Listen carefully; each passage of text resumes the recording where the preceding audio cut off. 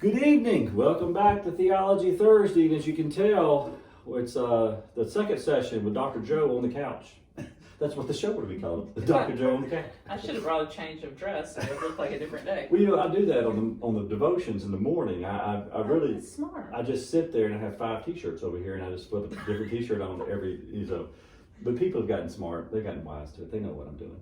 But we are doing this back to back, and so. This is session 2 with Dr. Joe Mason. She's a child psychiatrist here in Greenville, and we're continuing our discussions about the intersections of mental health and faith. All right, but I actually have a different question to start with. Well, we're in the midst of the season of COVID, and as we sit here, as a physician, you know, and as a consumer, I know, that every day we're making progress in looking for a vaccination. There are 3, as far as I understand it, that have reached the stage 3 clinical trials. I think there's over 145 that have been approved for stage 1. So we don't oftentimes get a qualified physician on the couch here. So why don't you tell the good folks how the process goes? How does the process of taking something that is an idea in a lab, and how does it get to the consumer as medicine? How does that work? Well, my understanding of it, and I'm not an expert in this area, but in this room, you're the expert. Okay, in this room, it has any type of treatment or vaccine that's going to be used for humans, at least, goes through stages, and so. There's a stage 1, a stage 2, a stage 3, and I was looking that up recently. I didn't realize how many different trials there were, and like you said, I don't know the names of the exact companies, but there are several that have gotten to 2 and 3. So there's people in these trials. I know people who have participated in some of the trials. Here in Greenville, and y'all probably do too, have heard people talking about it. So I was curious about how long it takes a traditional vaccine to be, to go through all the stage 1, stage 2, stage 3, and eventually make it to public consumption. And from what I can tell, it's a decade at least, and sometimes over like 10 to 15 years. Wow. So when you think about it in terms of the pressure that everybody's under, FDA, scientists, medical community, and around the world, it's not just in the United States, everybody is wanting this vaccine to come about as quickly as possible. But the time frame has definitely been squeezed. And so there are many doctors and scientists and people who are invested in the COVID vaccine for many reasons.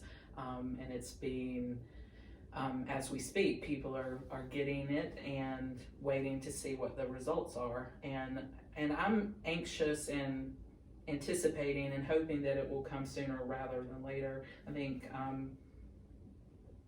think I read something this week that it could be another 12 months. I mean, I guess we don't know, so it might not get here as soon as we want it to, but I'm excited. If it's 12 months today, if you could tell me, I think if you could tell every American, 12 more months of this, and we'll be done with it, we'd probably take that. It does seem like a long time, but you got it behind you in the rearview mirror. And bear in mind that if it takes 10 to 12 years to do it normally, we've done that in less than 2.5 years. So that is really fast. And the FDA is a very respected part of the medical community. Yes. Right. They are. They're just the top shelf of drug administrations across the world. And they are careful, like it's in terms of the way that I am most familiar with the FDA is with medications. And so you look up what the FDA recommends about ages and pregnant people, and is it safe to take these medicines? And they take it very seriously, and I do trust them. I go to the FDA very frequently when I'm unsure about, is this medicine safe for a child to take, or is this medicine safe for a person who may be pregnant or expecting to be pregnant? So I do think that we can put trust in the FDA that they're gonna do all that they can to ensure that we get a safe and effective vaccine. You've got to have a safe vaccine and you got to have an effective vaccine, and that's no easy task. So. And as I understand it, that's what stage 3 is really about. Yes. That's when stage 3 gets opened up to 5 and 8 and 10,000 people. Right. And they're now looking for people who do have side effects. And, you know, when we go to Walgreens or you go to CVS or Publix, wherever you get your medicine, they print that little thing out for you. I don't know if you read it like I do, but it'll actually tell you on the little envelope, it'll say the side effects are. Well, I'm sure that the vaccine will have for us, it'll announce to us whatever side effects that they expect it to have based on your age or based on a variety of other health concerns. Yeah, and there will be side effects if you think of just our basic vaccines that we get as kids and as we grow. You will have rashes, fevers, pain at the injection site. I mean, there's some things that are expected to happen. What they're looking for is life-threatening side effects that will really affect your quality of life, and they should. We want something that's not going to make your life worse. That's right. So. And their reputation is on the line, and that's why we can say that we can trust them, is because they have spent, I guess the FDA is at least 70 or 80 years old, maybe older. Yeah. But they built their reputation on this. And they know they're only one bad drug away from losing all of that reputation. Yeah. And so they take it very seriously. All right, so let's move on to our next question. I don't know if it's ever occurred to you, and I'd like us to open this conversation up a bit about the fact that if you are, in our society, practically every person is treated as a consumer. You're a customer. Whether at the grocery store, whether at the dry cleaners or a restaurant, you're a customer. But there are 3 professions that do not call the people that they work with customers. Your profession, y'all call them patients. A lawyer calls them clients, and a pastor calls them parishioners. Now, these different names objectively make them non-consumers. We don't call them customers at the church. You don't call them customers. When you think deeply about that, why do you think that we name the people that we work with differently, and what do you think that has? Why do you think that is so? Yeah, this was a question that I hadn't given a ton of thought to before, so I had to think about it. And so at least from the medical standpoint, the way when I kind of threw it around in my mind, when I think of a customer or consumer, they're here to purchase a commodity of some sort. They're expecting a certain outcome, and the role is to please or satisfy the customer. And that's all good. I've been a customer many times, and I love being satisfied, and I've even said the customer's always right. In medicine, that's not the case, and for good reason. So I think of medicine more as a calling. I think probably other doctors would say the same thing. It can be a spiritual calling, it can be a academic calling, but it's something that people go into wanting to help. And this is true in all medicine, but I think psychiatry, I've seen especially so, is sometimes the help that we may recommend or give is not always what the patient wants. Yes. So a lot of our patients do walk away. If they were to do a rating scale, if all my patients were to rate me on their customer satisfaction or their patient satisfaction, I wouldn't always get a good grade or a good score, but that doesn't mean that I didn't do the right thing. Right. Preach it. Yeah. There's ethics involved. There's lots of factors involved, but basically, and I don't mean this to put anyone down or say, oh, this person's not smart, but I went to school a long time, and I've studied this, and I research every day medicines, diagnoses, and so when I give advice to my patients, I want them to ask questions. I want them to question me if they're concerned.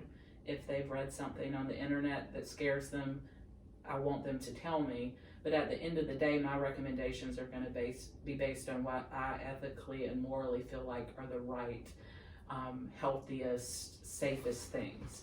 Well, like, let me ask you this. The state of South Carolina has an organization that probably regulates your profession, right? Mm-hmm. And what is it called? We have the LLR, Licensing and Registration Board, medical boards. So, how many continuing educational hours do you have to get a year? It's broken into parts, but 30 of a certain type, 30 of a self-assessment type, and then 2 of a patient experience. I mean, it's constant. So hear her, what she's saying. She went to school for 13 years to be a doctor, and yet in a year she has to get about 60 hours of continuing education. The car salesman doesn't have to do that. And that's why these professions are different, is because there's a portion of your day that's spent with patients, but there's also a portion of your day that's reading the FDA's regulations and reading the Center for Disease Control bulletins and a variety of other things, a variety of journals. I look at it, this is the curious way I look at it, is most relationships when it comes to a customer is transactional. It's one person here and one person here, and it's just this transaction. You're going to give me money and I'm going to give you something else. Yeah. We are actually in a triangle. There is this person, parishioner, client, patient, and then there is us. But then there is a third part of the triangle here that is the law or medicine or religion. It's a body of material that we on this end are expected to know. They're not expected to know it. Right. And so because we know this side of the triangle, it's not transactional. They're not giving us money for us to give them some feeling. We are the person who's supposed to know this particular part. And there's nobody else. Obviously, there are other people they can go to in that same field, but that's why they're parishioners, or that's why they're clients, is because this little body up here is material that we're supposed to know. That a lawyer would, if a lawyer just looked at you after you told him your story and he said, "Oh, you're gonna be fine. Don't worry about it. Just going home." Well, that would be malpractice. Yeah. Because they know the law. They know they should be able to give you guidance as to what you have done and whether it's legal or illegal to do that. Right. So, but it does change the relationship because, like you said, not everybody who walks out of your office is going to walk out happy. Yes. And not everybody who listens to me preach or experiences ministry is going to be happy with the bottom line that they're told. But we're supposed to be telling them the truth. That car salesman just tells you whatever it takes to get you in that car. Yes. We're supposed to tell you the truth. And the truth is, sometimes hard to swallow. Yeah. I was talking to you about my mother-in-law, and in the break that we took, and my mother-in-law used to say, "I am still looking for that doctor who tells me it's okay to smoke," because they were always telling her it ain't good to smoke. Right. You're not supposed to smoke, and that is the thing, is you tell them the hard news. And yet she would go back to the same doctor time and time again because she trusted that doctor to tell her the truth. Yeah. So, all right. So, for our final question, before we get to some trivia, Christianity, like any religion, taught or practiced wrong, can produce illnesses. In your experience, in what ways does bad religion hurt people? In what ways? What are some of the things that we do? You can even say, "John, I've seen you do this." Probably not going to do that. Well, some things that are coming to mind, and I'm always thinking more from a mental health perspective. That's fine. But it could go with any type of illness. If you are, and it's not just Christianity. It could be any religion. But if you are at a church that doesn't validate certain illnesses or doesn't believe that they're true illnesses, that could cause sickness. If you're at a place that's saying, if you're depressed or if you're anxious or if you're having episodes of mania, then you need to pray more or read the Bible more or talk to the preacher more. That could cause some serious health impairments. And that could be with anything, any illness or disorder that you might be told that you could just pray away. Yeah. Discounting the value of science is the category I put that in. Yes. Is religion, Christianity being one of them, can sometimes send the message that we're discounting the value of science, and we should not send that message at all. Yes. I think that, has there been much research done about the effects of shame or guilt on people emotionally? I'm sure that there has been. I mean, people have done, psychologists have done like their whole career on working with guilt and shame. I think Brene Brown is one of the big popular people right now. But just in my own experience with my patients, with my family, with my friends, Christianity, I'll say it, at times can shame people. Amen. And there have been people who have been hurt by things that have happened in church, or things that were told in church, or ways that they were treated in church, that have led to them leaving the church and leaving religion and God and faith altogether. And ironically, the people that are saying this and trying to, the people who are trying to conform your behavior with guilt, think they're trying to bring you closer to God. What they fail to realize is that they're pushing you further away from God. Yes. I think people deep down inside, I mean, it's fear-based, shame and guilt. So people can be controlled by fear, and it's very motivating. But once you start to think about it, it's not a good, freeing place to be, and it backfires. Eventually people decide, I don't want to be a part of something that makes me afraid or makes me feel like I'm inherently bad or evil just for being who I am. And I think that, and this is my field, I think where religion, and hopefully I've gotten it right, but I think oftentimes religion gets it wrong, is Jesus came bringing good news. And I don't know why for so many years we thought if you left church feeling bad, that was good religion. Yes. That's not good religion. If it's good news, then you ought to leave congregational life feeling affirmed and thankful and grateful. And, I don't think people, this is just John Roy 1:1, I don't think people need somebody else to tell them what they're doing wrong. I think we have enough conscience in us to let us know, we're screwing this thing up. Yes. And we are our own worst enemy on that. We don't need to pile on with God's name.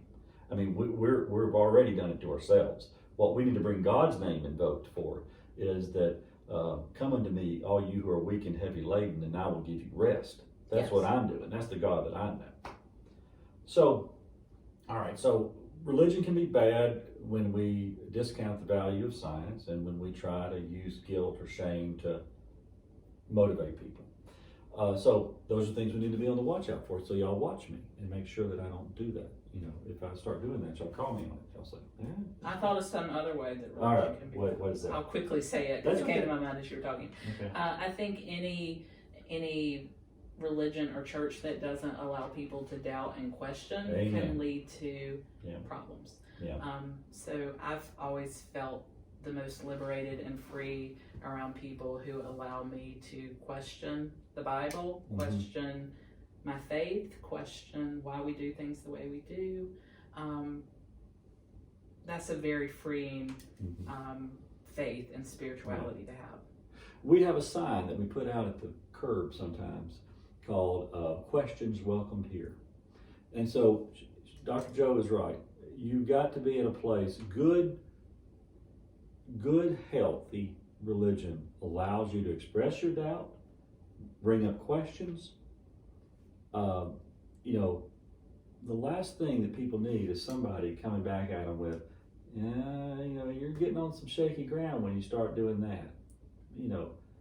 I think God's big enough to handle most of our concerns, most of our doubts. I figure. I think the church is not ready for it, but God is certainly ready for it. So we want to be a place that's, when we say that we're a welcoming place, I think one of the things we're saying is we're a place where if you have questions, you know, I actually had a Jewish man ask me one time, he said, would I be welcome in your church? I said, absolutely, you'd be welcome in our church. And he says, there wouldn't be any pressure on. I said, not that I know. He wouldn't know the songs. I mean, you might feel pressured about not being able to know how to sing along with us. But I said, no. Where did you get the idea? I mean, you won't. See, that's the problem. Is a lot of people feel like they gotta already have faith in God to come in the building. You can come into the building without faith in God. Yes, please do. Absolutely. All right. Now we get to the part where I come to the end here and I ask you some trivia questions. All right. And you know, last week I gave you the either or option, Okay. and but this time I'm giving you a little trivia.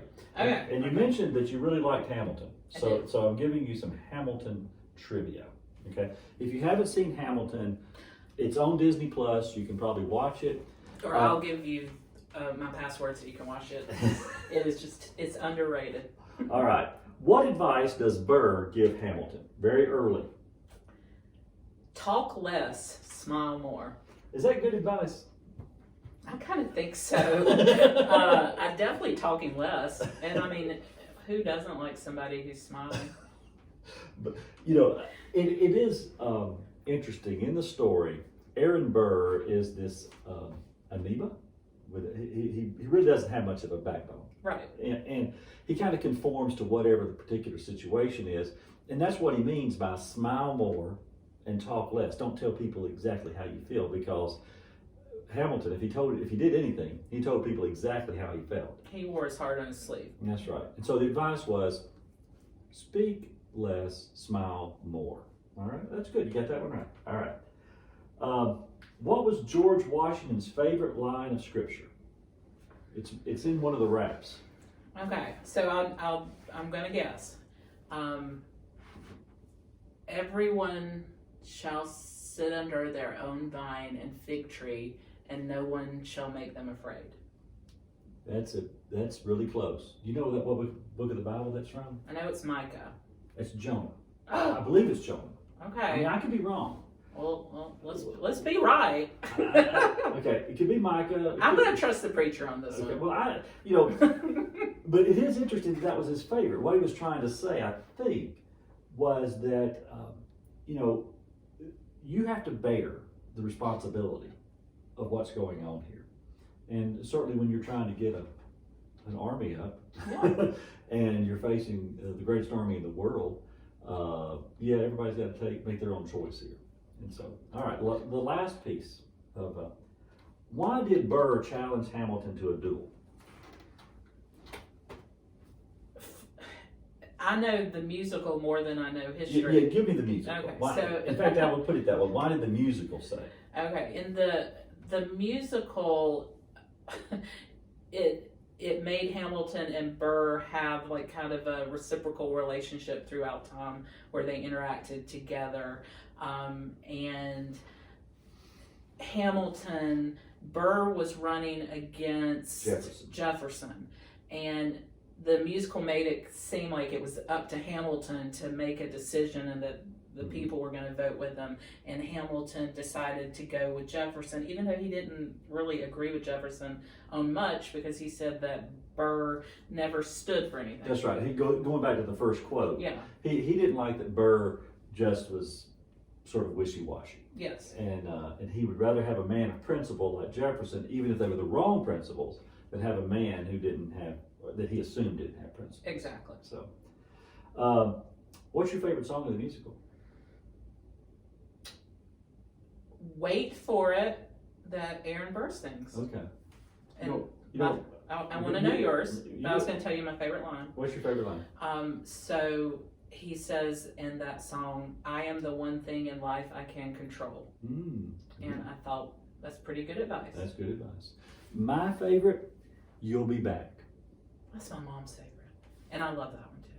I just love the guy who delivers it. He is so good. I know, everything he sings is just so You- entertaining. And he's so comical. And he plays the role of King George, and he's trying to tell everybody that they'll be back.